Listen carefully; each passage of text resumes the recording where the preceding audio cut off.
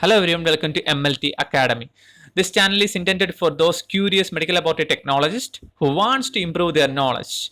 Go through our video and please subscribe if you like it. If you don't like it, please comment your suggestions on your comment box. Today we are going to discuss about sterilization. It's an important aspect of microbiology. So we are divided it into two parts, part 1 and part 2. In part 1 we will discuss about definitions of sterilization, disinfection, sanitization like processes, and then we discuss about physical method of sterilization in detail. So let's start with definition of sterilization. Sterilization, it is a process by which all living microorganisms, including viable spores, are either destroyed or removed from an article, body surface, or medium. Reduction of at least 10 to 6 low colony forming units of microorganisms and their spores done by this process. It can be done by using physical or chemical agents. So here we have to know that all living microorganisms, either in their vegetative form or in their resistant form, that is spore form, are being destroyed by the sterilization process. Sterilization, that is from an article, from a body surface or medium. So it's an applicable to a wide range of area or substances where organisms are being removed. Now let's go to the next important term that is associated with the sterilization, that is disinfection. Disinfection, the process that destroys or removes most of all pathogenic microorganisms but not bacterial spores. Reduction of at least 10 to 3 low colony forming units of microorganisms but not spores, and the substances used for disinfection are called disinfectant, and this can be used on inanimate object but not on body surfaces. So unlike sterilization, which is applied to the all area and which is active against the spore, disinfection can only applicable to inanimate objects, such as surfaces, floors, so operation theaters. It's inanimate object, not on living surface, but it is not applicable to the spore. So it is not highly effective as like that of sterilization, but it's a part of sterilization. So disinfection is a part of sterilization. Next, decontamination of sanitization. After the arrival of corona, we all know about sanitizers and sanitization process. It is a process of reduction of pathogenic microbial population to a level at which items are considered as safe to handle without any protective attire. Reduction of at least 1 low colony forming units of microorganisms, but again not spores. And this is done by using soaps or detergents. This eliminates debris or organic matter from the medical devices. So simply, we know that lot of waste, biomedical waste, are being generated in a laboratory or a hospital. Majority of this biomedical waste are hazardous to the person who is handling with it. So these waste are being segregated properly and transmitted to some other areas where it is being properly segregated and destroyed. But not all waste will be processed as that way.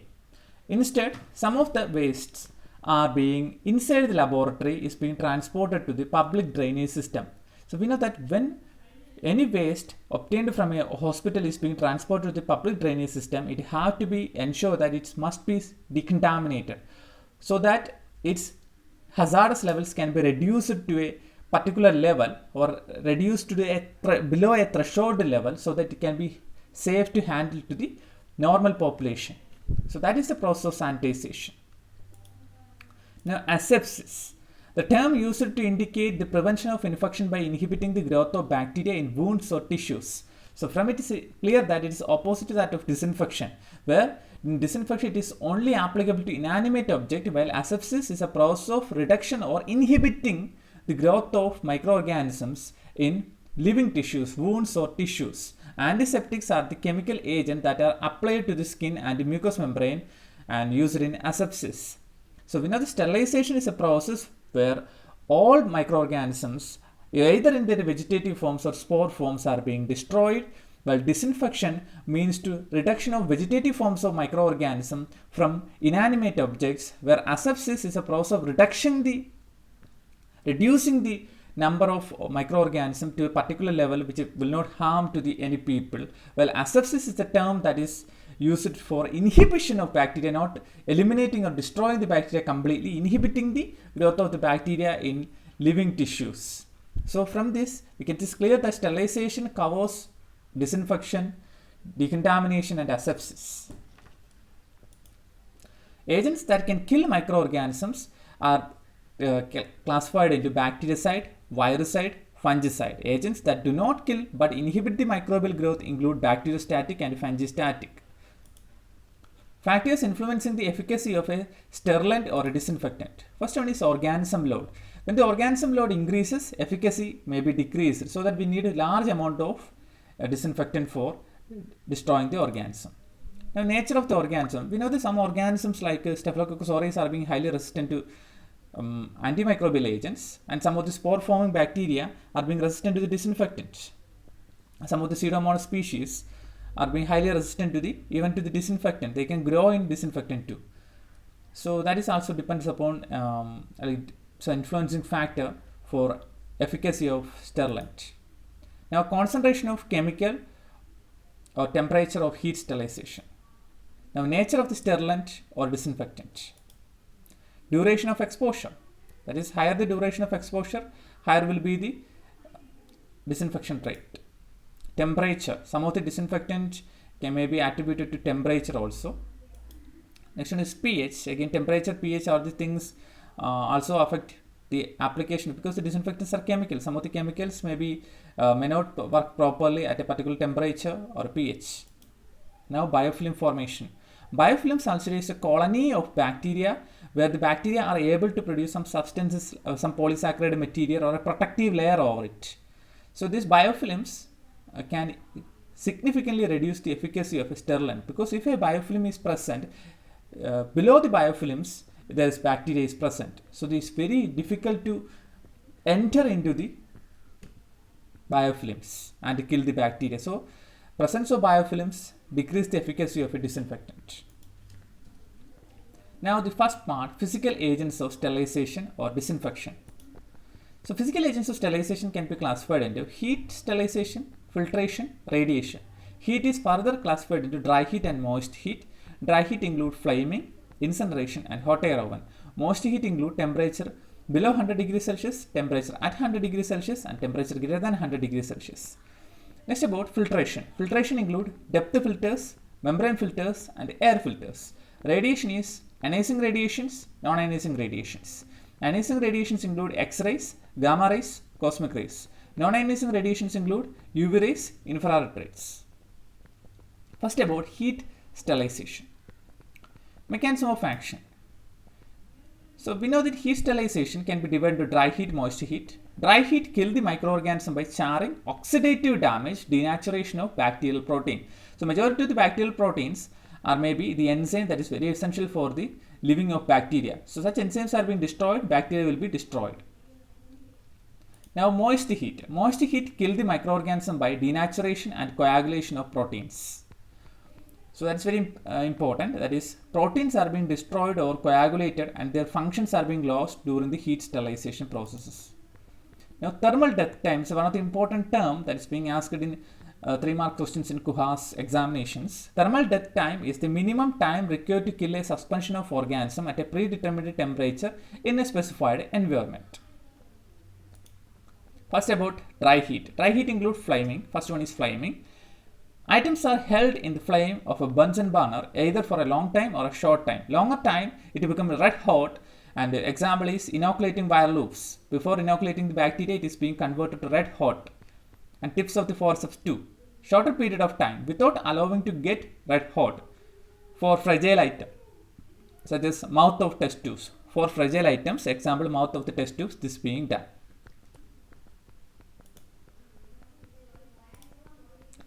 Next is incineration. Incineration is a process used for the disposal of biomedical waste materials. It burns the anatomical waste and microbiological waste at a temperature of 870 degrees Celsius to 1200 degrees Celsius, converting the waste into ash, flue gas and heat. Now, hot air oven. Hot air oven is very commonly employed in majority of the biochemistry laboratory. It is having a holding temperature of 160 degrees Celsius for 2 hours. Remember, the holding temperature is only calculated after the specified temperature has been reached. So we cannot say only 2-hour exposure is being needed inside a hot air oven. At 160 degrees Celsius, we need a 2-hour exposure inside the hot air oven. This is an average time. It may be varied for various objectives or materials sterilized. glass vials, glass syringes, petri dishes, flasks, pipettes, and test tubes, surgical instruments, scalpels, scissors, forceps. And next is very important for everyone who is aiming for multiple choice questions in any examinations. Chemicals like liquid paraffin, fats, glycerol, and glove powder. Glove powder and liquid paraffin are being sterilized by hot air oven. So one of the common questions asked in majority of the examinations. Sterilization control for hot air oven. So it's very another important question. Spores of non-toxigenic strain of Clostridium tetani or Bacillus subtilis is being used. Now thermocouple is a physical method of sterilization control and Brown's tube is a chemical method of sterilization control. So what is control?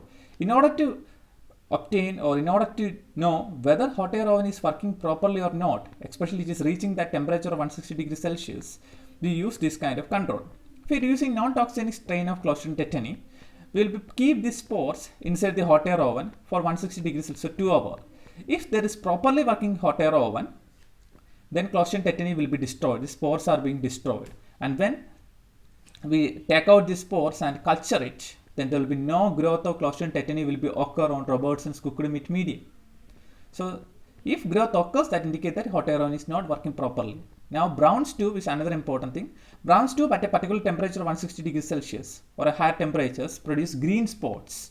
And if there is a green spot is being obtained, that indicating that it is working properly.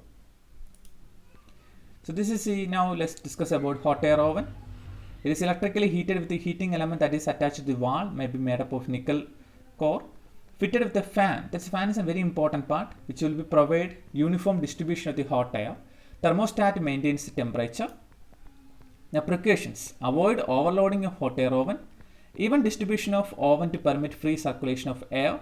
Glasswares are perfectly dried before placing in the oven. Paper wrapping of items are very important. Don't keep inflammable materials like rubber.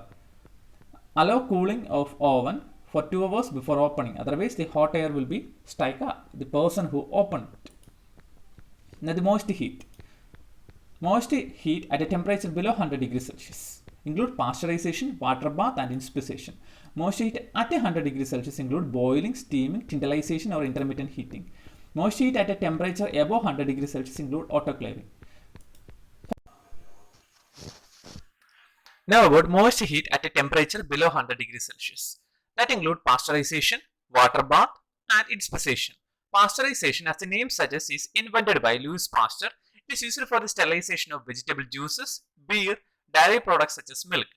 Two methods are used for pasteurization. One is Holder method, where an exposure of 63 degrees Celsius for 30 minutes is used. Second one is Flash method, where 72 degrees Celsius for 20 seconds, followed by rapid cooling to 13 degrees is being used.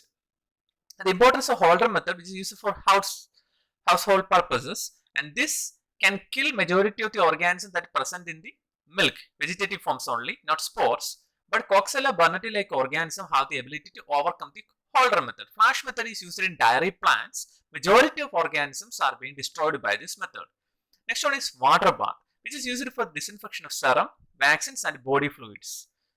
When it is used for vaccine, it is known as vaccine bath. The temperature of vaccine bath is being asked once in MSc multi-entrance examinations. The answer is 60 degrees Celsius, and for 1 hour is being used for vaccine bath. Serum and other heat level body fluids, 56 degrees Celsius for 1 hour is being used.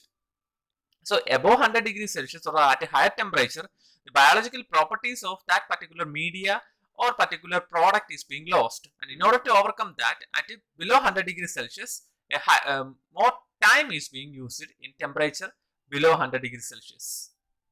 Next method is inspisation.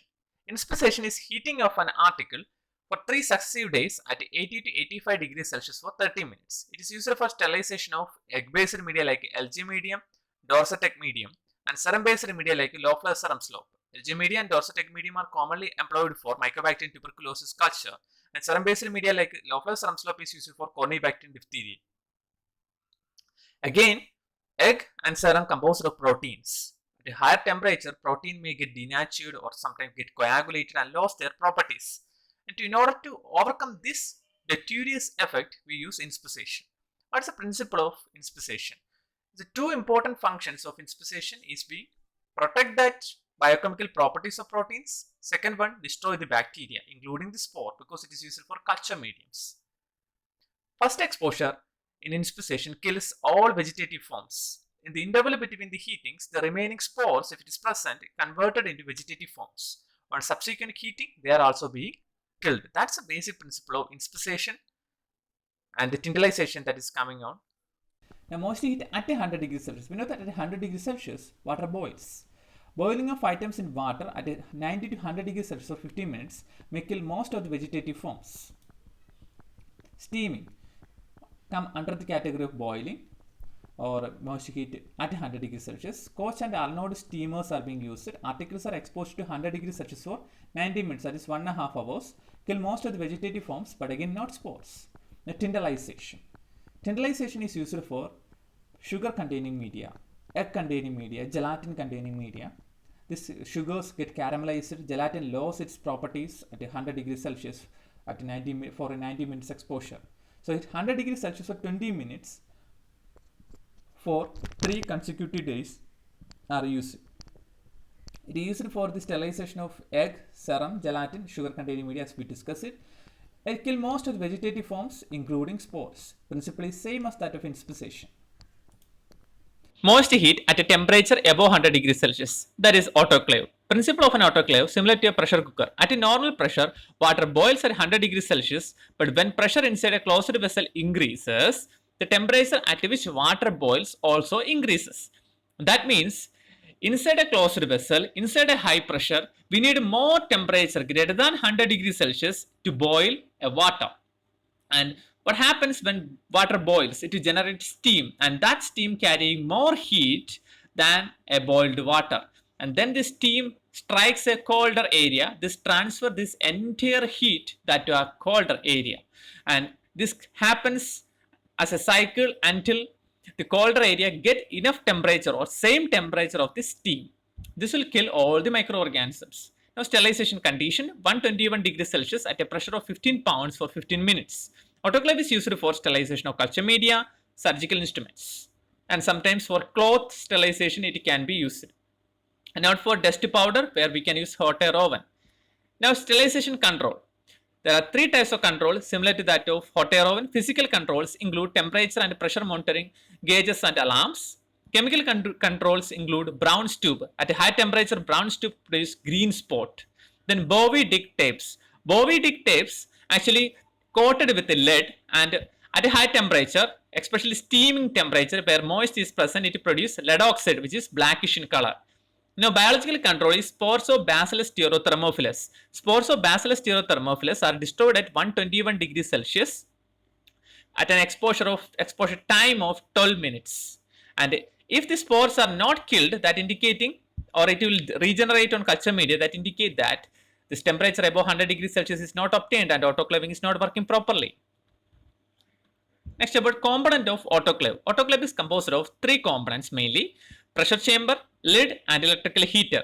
Pressure chamber is a large cylinder in which materials to be sterilized are placed. It is made up of gunmetal or stainless steel. It has a steam jacket. Then lid, fastened by screw clamps and rendered airtight by asbestos washer. Then it is composed of discharge tap, pressure gauge, and a safety valve.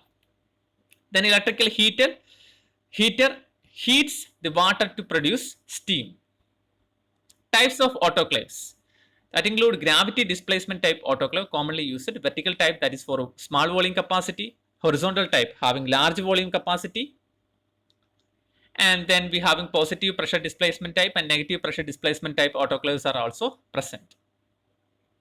Filtration. It is used for the removal of microbial population in heat labile materials like vaccines, antibiotics, toxins, serum, and sugar solution, as well as for the purification of air in laminar flow systems. It's another important question always asked: which method is used for sterilization of urea, that is used in Christensen's urease medium? Answer is filtration, because urea is also a heat labile material. It becomes decomposed at high temperatures. Types of filters: depth filter, membrane filters, and air filters are being used. Depth filters retain the particle throughout the depth of the filters rather than just on the surface. Used for industrial applications such as filtration of food, beverages, and chemicals. Examples include candle filter, which is made up of diatomaceous earth; asbestos filter, also known as Zeitz filter; And this filter is no longer used now these days because of its carcinogenic effect. Then sintered glass filter is another example for depth filters. Membrane filters. This is commonly used for bacterial filtration. This is made up of cellulose acetate, cellulose nitrate, polycarbonate. Average pore diameter, which is very important, is 0.22 micrometer for membrane filter. This removes most of the bacteria but allows virus to pass through. So it's very important. In many MCQs, many exams, it is being asked what is the average pore diameter of membrane filters? That is 0.22 micrometer. And pore size of 0.45 micrometer is used to retain coliform bacteria in water microbiology. Pore size of 0.7 micrometer is used to remove airborne microorganism.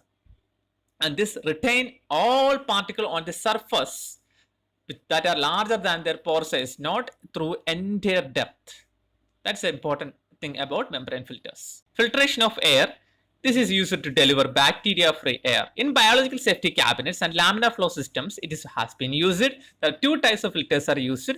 One is HEPA filters, also known as high efficiency particulate filters. It will remove 99.97% of particles having a size greater than or equal to 0.3 millimeter. Then ULPA or ULPA filters, this is also known as ultra low particulate or penetration air, remove 99.99% of particle size greater than or equal to 0.12 micrometer. Radiation. Radiation is an important tool in sterilization. There are two types of radiations are used. One is ionizing radiation, that include X-rays, gamma rays and cosmic rays. Mechanism of action. Breakage of DNA without temperature rise. How? It is simply by ionization. They ionize the nitrogen bases and this will produce the breakage of DNA without generating any kind of heat or removing water from DNA. So because it is not rising the heat, it is known as cold sterilization method. It destroys spores, vegetative cells, but not effective against viruses. It is used for disposable plastics, bone tissue graft and adhesive dressings, catheters and infusion sets. Advantage to having high penetrating power, rapidity of action and temperature is not raised. Gamma ray is having high penetrating power. And the sterilization control that is used is Bacillus pumilus. Non-ionizing radiation. That include infrared radiation and ultraviolet radiation. And this radiation ranges from 200 to 300 nanometer wavelengths. Sometimes go up to 340 nanometer. So the dose is 250 to 300 nanometer wavelength for 30 minutes. It generates heat and usually break the DNA by removing the water that is present on the DNA. They are quite lethal but do not penetrate glass that films water. Used for sterilization of clean surface in operation theatre, laminar flow hoods and water treatment plants it is used. Next is ultrasound waves. Ultrasound waves are not commonly employed in laboratory because it's not good for our health. These waves produce harmonic vibration that can generate problems to bacteria and destroy the bacterial cell wall and destroy their vegetative forms.